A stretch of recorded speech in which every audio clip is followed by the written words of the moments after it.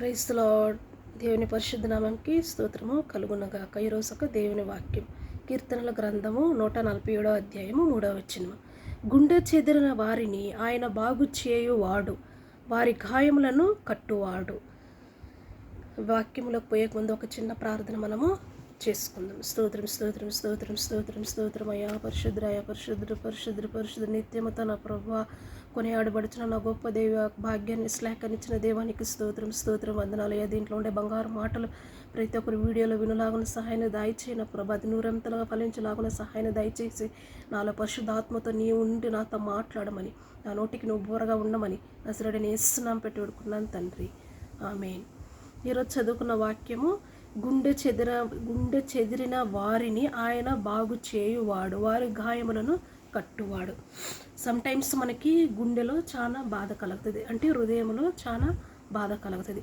అది బాగా చేయకుండా మనకు చాలా బాధపడుతుంటాం. అటప్పుడు మన గాయములను కట్టువారు ఎవరంటే యేసయ్య తప్ప మరి ఎవ్వరూ లేరు. ఏమే చేసినా శరీరరీతిగా ఏమైనా గాయపడినా కూడా మన దానికి చికిత్స పొందొచ్చు. కానీ గుండెకి మానసికంగా ఒత్తిడి వచ్చిందంటే అది చాలా బలంగా బాధగా ఉంటుంది. ఎవరికి చెప్పినా కూడా అదే ఆరుదలగా ఉంటుంది. ఎవరికి చెప్పినా కూడా దాంట్లో ఉండే గుండెలో ఉండే నొప్పిని ఎవరు తీసివేయలేరు. కానీ మన పరిశుద్ధాత్మ దేవుడు తప్ప మరి ఎవరు చేయలేరు.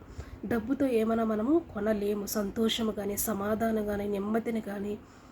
మన ఒక హృదయంలో గాయం కలిగినప్పుడు ఆ గాయాన్ని మాన్చివేసేది డబ్బు కానే కాదు.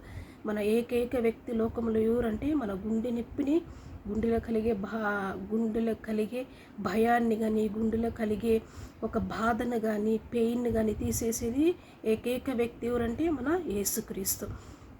అప్పుడు ఆయన దగ్గరికి మనం మొరపెట్టి ప్రార్థన చేస్తే మనకి ఎటువంటి గాయాలు కలిగినప్పుడు హృదయానికి అప్పుడు యేసయ్య మనకి కష్టాన్ని కలిగించేది కూడా యేసయ్య. ఒక పరీక్ష పెడతాడు, కానీ ఆ కష్టముల నుంచి మనల్ని విడిపించేది కూడా యేసయ్య.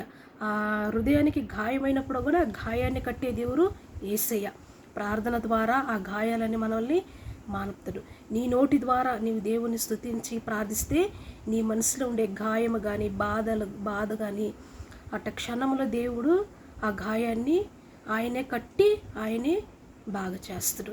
ఈరోజు నీవు సంభవిస్తున్న ఈరోజు కష్టకాలంలో నా ప్రభ నీకు ఏదైతే బాధ కలిగి ఉంటుందో ఈరోజు వాగ్దానం నేను చూసి దేవుడు చెప్తాను, నీ గాయాలను కట్టువాడును నేనే. నువ్వు బాధపడకు, దిగులు పడద్దు. నీకు అప్పుల సమస్య ఉందా, దాంట్లో నుంచి నేను సమస్యల నుంచి నీకు విడుదల చేస్తాను. నీకు వ్యాధి ఉందా, దాంట్లో నుంచి నేను స్వస్థత దయచేస్తాను.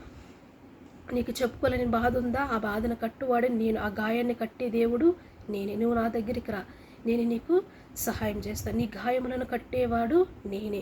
లోకరీతిగా నువ్వు పోవద్దు. నన్ను ఆత్మంగా నువ్వు నన్ను ఎతుకులాడితే నేను తప్పకుండా నీ ప్రతి ఒక్క సమస్యకు, నీ ప్రతి ఒక్క గాయముకు నేనే గాయాన్ని కట్టుతా అన్నప్పుడు మనము వెనకంచి వేయకుండా ఎవరి దగ్గరికి పోవాలమా? యేసయ్య పాదాల చెంతకు పోవాలి. యేసయ్య దగ్గరికి రావాలా? యేసయ్య ఇక్కడ మొరపెట్టి, యేసయ్య ఇక్కడ మన బాధలన్నీ చెప్పుకొని ప్రార్థన చేస్తే తప్పకుండా దేవుడు మనకు గాయానికి, హృదయానికి తగిన గాయాన్ని ఆయనే కట్టుతాడు. కనుక మనం దేనికి భయపడకుండా దేవుని సన్నిధికి రావాలి. ఈ వాక్యాన్ని దేవుడు ఆశీర్వదించి దీవించునుగాక. ఆమేన్.